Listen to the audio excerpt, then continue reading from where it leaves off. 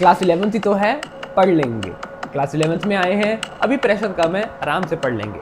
अब जब पेपर आ गए तो वन शॉट लगा लेंगे, पास तो हो ही जाएंगे।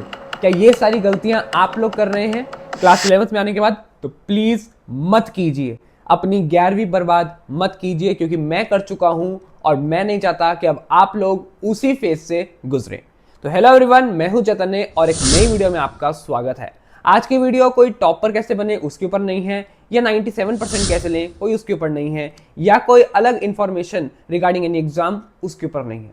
आज की वीडियो सिंपली आप और मैं बैठ के बातचीत कर रहे हैं, जिसमें आप समझिए कि कैसे हम सब लोग अपनी क्लास 11th को बर्बाद कर देते हैं और 12th में आने के बाद हमें ये रिग्रेट रहता है कि काश हमने अपना 11th का साल बचा लिया होता।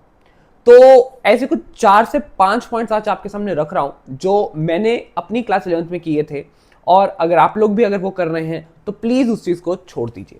The first and all is, जब हम क्लास 11th में आते हैं हमारे पास नई किताबें हैं, नया सिलेबस है और एक नया एटमॉस्फेयर है, जो कि सबसे ज्यादा चैलेंजिंग हो जाता है। Why I am saying this? क्योंकि 10th तक हम लोग हर एक सब्जेक्ट पढ़ रहे थे, एसएस भी पढ़ रहे थे, हिंदी भी पढ़ रहे थे, संस्कृत भी पढ़ रहे थे, एवरीथिंग।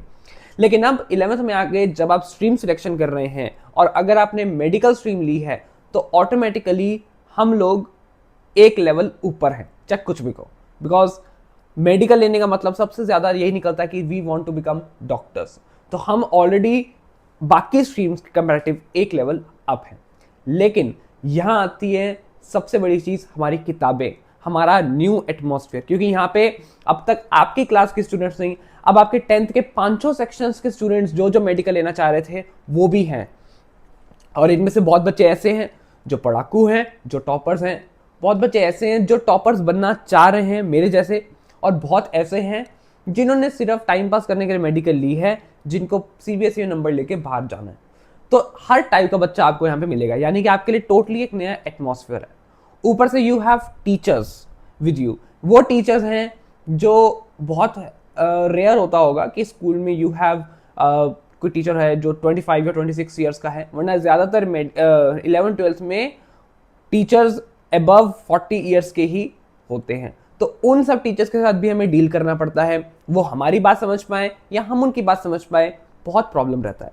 लेकिन सबसे बड़ा प्रॉब्लम यही है कि हमारे पास है नई किताबें, एक ऐसी किताबें जो हमने ना तो उसका कभी सिलेबस देखा है और ना हमें पता है कि इसको आगे पढ़ना कैसे है। खासकर बायोलॉजी की बात कर लो। बायोलॉजी में जब चैप्टर चलता है लिविंग वर्ल्ड, फर्स्ट चैप्टर, हम सब बड़ी खुशी से उस चैप्टर को पढ़ते हैं। बायोलॉजिकल क्लासिफिकेशन भी हम लोग ना चाहते हुए भी अच्छे से पढ़ ही लेते हैं। लेकिन जब बात आती है plant kingdom, morphology, animal kingdom के एग्जाम्पल्स की, वहां असली पता चलती है क्या है मेडिकल।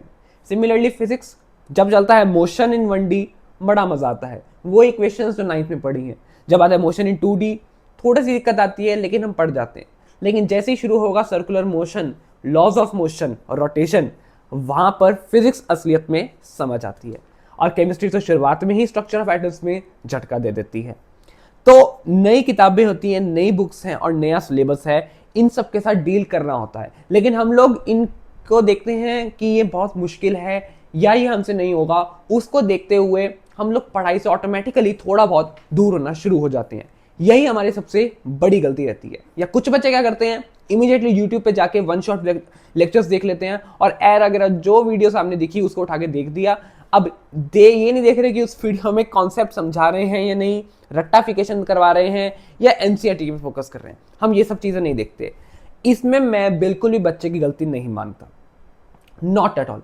क्योंकि भाई हम तो खुद 11th में आए हैं, वी आर स्टूडेंट्स, हम कोई एक्सपर्ट तो है नहीं जो हमें पता होगा कि ये चीज ऐसे ही पढ़नी है। हमें तो जो जहां जैसा पढ़ाएगा शुरुआत में हमें लगेगा हाँ यही सब कुछ है। जैसे मेरा पर्सनल एक्सपीरियंस है, मैं जिस ट्यूशन पे जाता था वहां पे सिर्फ नोट्स के ऊपर फोकस किया जाता था, एनसीईआरटी तो कभी कराई नहीं गई थी। बट जब मैं 12th में आया, जब मैंने नीट के बारे में सुना और मैं नीट की प्रिपरेशन करी, तब मैंने जब एनसीईआरटी बुक्स को उठाया, देन आई रियलाइज यार कितना कुछ एनसीईआरटी में था और कितना कुछ मेरे टीचर ने छुड़वा रखा था।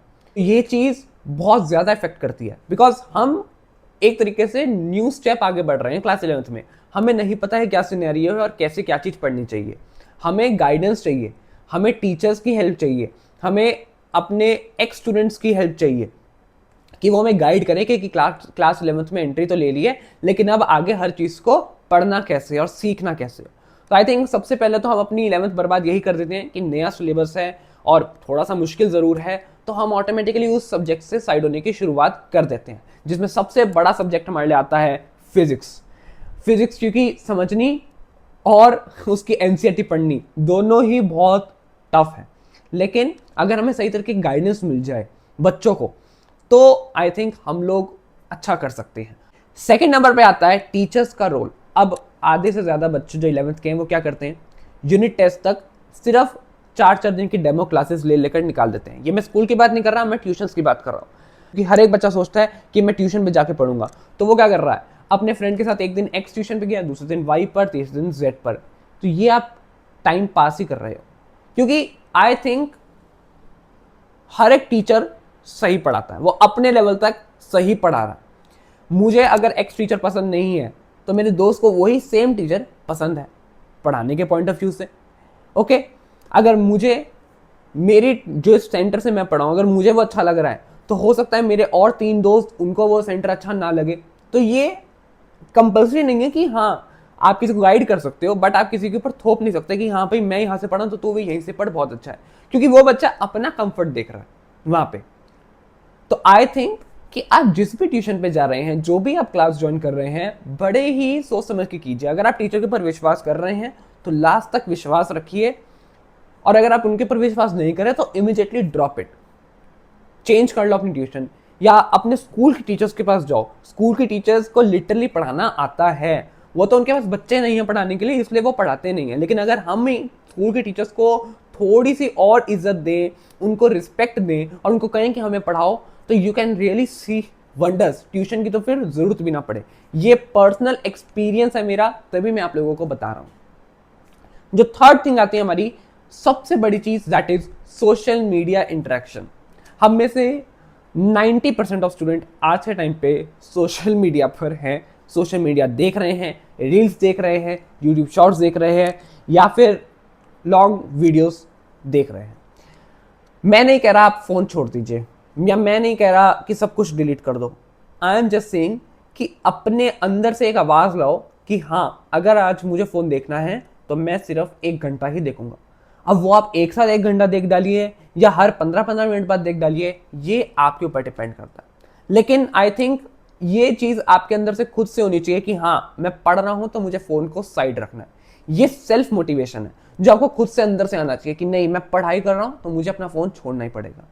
तो सोशल मीडिया अगर आप देख रहे हैं तो मैं नहीं कह रहा मत देखिए, बिल्कुल देखिए, लेकिन अपने अंदर से आवाज निकालिए कि हाँ जब मैं पढ़ाई कर रहा हूं तब मुझे फोन नहीं देखना है, then only you will succeed.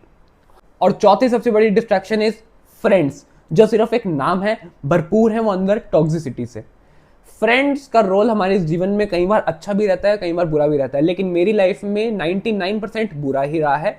तो इसलिए मैं तो आपको यही गाइड कर रहा हूं कि अगर आपको दोस्त बनाने भी हैं तो सिर्फ पढ़ाई से रिलेटेड बनाइए, फालतू की किसी बात से रिलेटेड कभी भी दोस्त मत बनाओ, क्योंकि बहुत रेयर होता है कि जो आपके बहुत करीबी फ्रेंड्स हैं सिर्फ वही आपके साथ रहे तो ज्यादा बेहतर है। दुनिया तो आएगी लेकिन हमें उस चीज से डिस्ट्रैक्ट नहीं होना है, क्योंकि वो कब हमारे पीठ पीछे पढ़ के नंबर ले जाएंगे हमें रियली पता भी नहीं चलेगा। तो बेहतर यही है कि जो तुम्हारे फ्रेंड्स थे 10th तक 9th तक उन्हीं को अपने साथ आगे रखो, नए दोस्त बनाने की कोशिश मत करो, क्योंकि बहुत बुरा होता है दोस्त बनाने के बाद। ये मैं पर्सनल एक्सपीरियंस है इसलिए तुम लोगों को बता रहा हूँ। और पांचवी सबसे बड़ी चीज तो यही है कि जब भी मेरा पढ़ने का मन नहीं करता हम अपने घर वालों को कहते हैं भाई मेंटल हेल्थ ब्रेक है, थोड़ी देर बाद पढ़ लेंगे।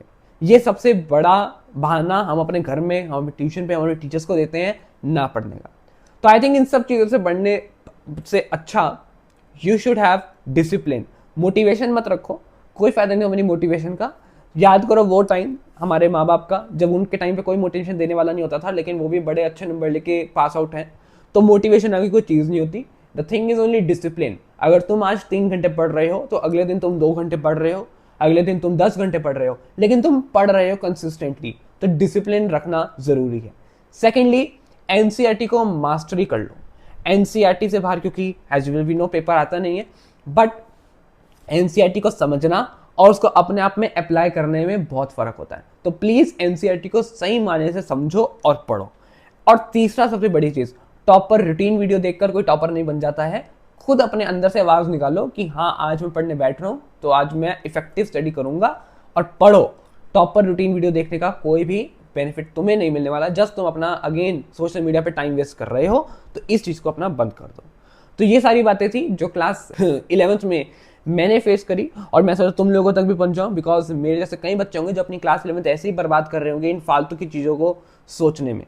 तो प्लीज़ 11th अब भी बर्बाद मत करो, सही गाइडेंस से सही तरीके से आगे बढ़ो और स्कूल की टीचर्स को रिस्पेक्ट देना शुरू करो, क्योंकि वो लिटरली बहुत अच्छा पढ़ा सकती हैं, बहुत अच्छा, यकीन मानो। तो thanks all for this video. Subscribe कर देना अगर तुमने अभी तक नहीं किया चैनल को, और ऐसी अच्छी अच्छी वीडियोस हमारे लिए मैं आगे लेकर आऊँगा। Bye bye.